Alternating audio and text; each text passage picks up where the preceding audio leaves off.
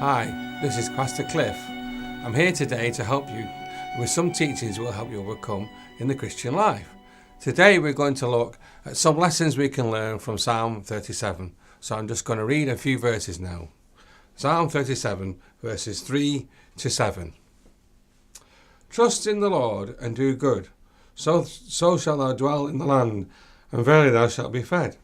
Delight thyself also in the Lord, and he shall give thee the desires of thine heart. Commit thy way unto the Lord, trust also in him, and he shall bring it to pass. And he shall bring forth thy righteousness as the light, and thy judgment as the noonday. Rest in the Lord, and wait patiently for him. Fret not thyself because of him who prospereth in his way, because of the man who bringeth wicked devices to pass.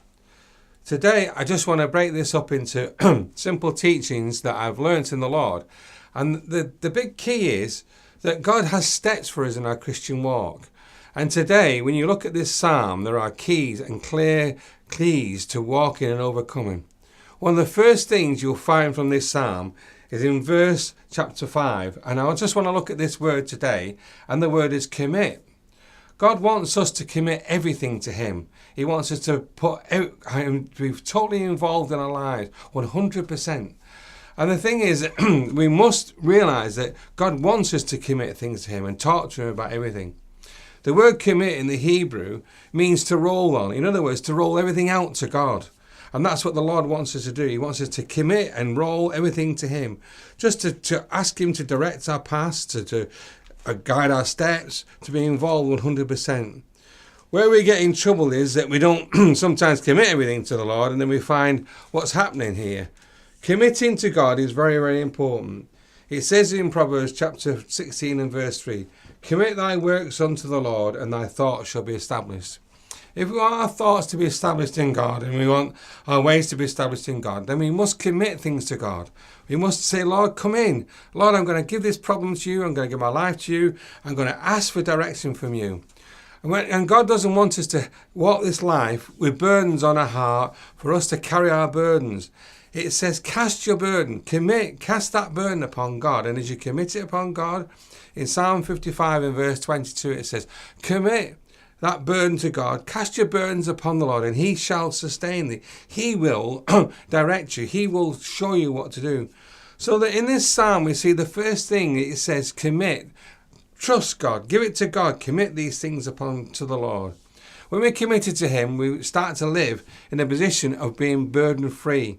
In Matthew 11 verses 28 to 30 it says, then very well known verses says, come unto me all you who labour and heavy laden, and I will give you rest.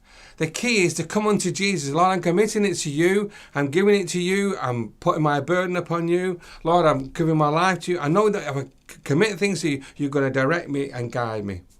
You see, the psalm, or that wonderful hymn says, what a friend we have in Jesus.